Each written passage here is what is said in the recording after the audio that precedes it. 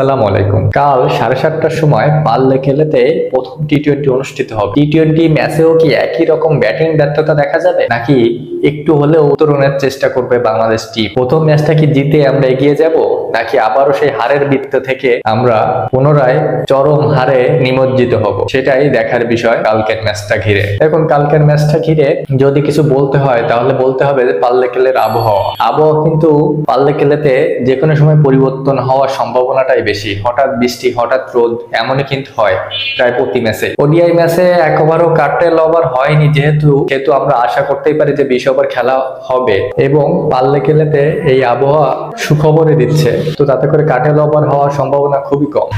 দেখুন, টি-20তে আমাদের 3জন নতুন প্লেয়ার যুক্ত হয়েছে। একজন সাইফুদ্দিন, আরেকজন অফ স্পিনার শেখ মেহেদী এবং পেসার শরীফুল ইসলাম। তো তাদের 3জনের ভিতরে খেলার সম্ভাবনা আছে অবশ্যই সাইফুদ্দিন এবং শেখ মেহেদীর খেলার সম্ভাবনা অতি প্রবল, কারণ মেহেদী হাসান মিরাজের বদলে শেখ মেহেদী দলে ঢুকতেছে এটা নিশ্চিত, এবং শরীফুল ইসলামেরও দলে ঢোকার সম্ভাবনা আছে। এছাড়া ওয়ানডে দলে যারা খেলেছে প্রায় সবাইকেই দেখা যাবে টি-20 ম্যাচ। আমাদের ক্যাপ্টেন লিটন কুমার দাস, তিনি যে ব্যাটিং ব্যর্থতার ভিতরে দিয়ে যাচ্ছেন, এটা টি-20তে কি করে সেটাই দেখার বিষয়, এবং তার ক্যাপ্টেন্সি কেমন হয় সেটাও কিন্তু একটা বড় বিষয়। সবকিছু মিলিয়ে টি-20তে বাংলাদেশের এখনো জবথব অবস্থা, এবং এই টি-20 ম্যাচটা আমাদের সুখের থেকে ব্যর্থতার দিকে বেশি বিবেচনা করতেছে, যেহেতু আমাদের ব্যাটিং ব্যর্থতা বরাবরই চরম পর্যায়ে। আমরা ওডিআইতে কোনো ম্যাচে আমরা পুরোপুরি 50 ওভার ব্যাট করতে পারিনি। টি-20তে এখন 20 ওভার ব্যাট করা নিয়েই সংশয় জেগেছে, এবং আমাদের স্ট্রাইক রেট গত ম্যাচে যেভাবে দেখা গিয়েছে 60-70-এর বেশি কারো স্ট্রাইক রেটই ওঠে নাই। সেই ক্ষেত্রে টি-20তে কিভাবে 150 স্ট্রাইক রেটে ব্যাট করে সেটাই দেখার বিষয়। এবং পার্লে খেলের এই উইকেটটা